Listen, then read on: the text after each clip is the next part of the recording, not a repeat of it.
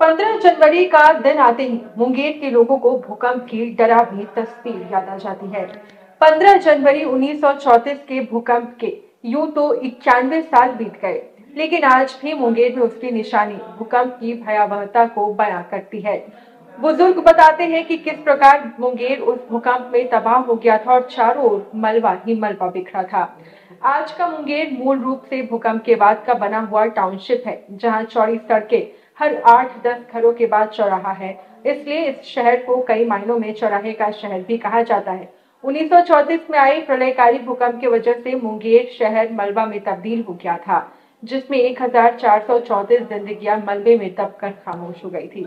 मुंगेर के लोग हर साल उसी याद में दरिद्र नारायण का भोज कर उनकी आत्मा की शांति के लिए हवन कार्यक्रम का आयोजन करते हैं, जो अब एक परंपरा बन चुकी है। मुंगेर शहर के विजय चौक पर 15 जनवरी 1934 में आए प्रलयकारी भूकंप के शिकार बने मृतकों की आत्मा की शांति के लिए भूकंप दिवस समिति की ओर से दरिद्र नारायण भोज का आयोजन किया गया, जहां हजारों दरिद्र नारायण को सम्मान टेबल कुर्सी पे बैठाकर लगभग 10 प्रकार के पकवान को उनके थाली में परोसा गया और भरपेट भोजन करवाया गया।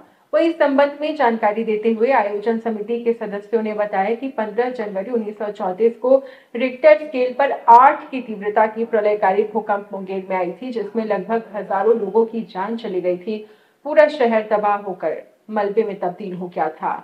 उसी समय से मुंगेर में 15 जनवरी को शोक दिवस के रूप में सभी लोग इसे याद करते हैं, जिसे लेकर शहर की सभी दुकानें बंद रहती हैं। सभी व्यवसायी वर्ग और समाज सेवी विजय चौक पर इकट्ठा होकर लगभग 2000 से ज्यादा जरूरतमंदों को सामान भोज का उपलब्ध करवाते हैं।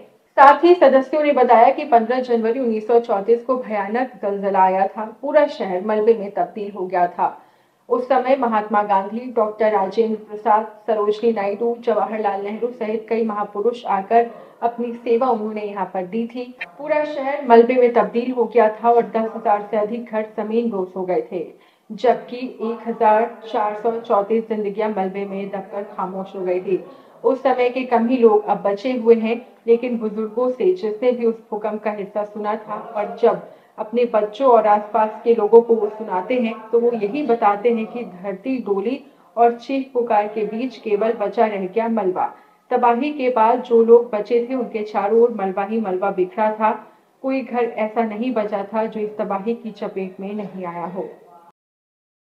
आज का जो आयोजन है भूकंप वाली आत्माओं की पुण्य स्मृति में 1934 में आए प्रलयकारी भूकंप में मृत आत्माओं को शांति प्रदान करने हेतु यह नारायण भोज का आयोजन हर वर्ष किया जा रहा है और यह विगत कई वर्षों से चल रहा है और उत्तरोत्तर इसमें वृद्धि होती जा रही है।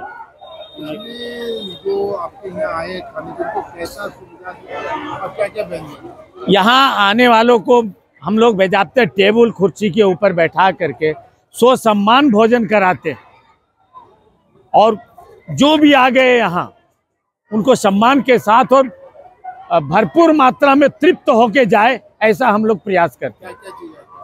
इसमें बूंदिया, रसगुल्ला, पूड़ी, सब्जी, सेव, चटनी, सोन पापड़ी, ये सब मिठाइयों के द्वारा उनको तृप्त करने की भरपूर प्रयास रहता है भूकंप दिवस समिति की ओर से। हमारे मतलब पूर्वज जो शुरू करते आए हैं कि आज के दिन में गरीबों को खाना खिलाना बहुत ही शुभ माना जाता है, ताकि भविष्य में कभी ऐसा भूकंप दिवस का जरूरत नहीं पड़े।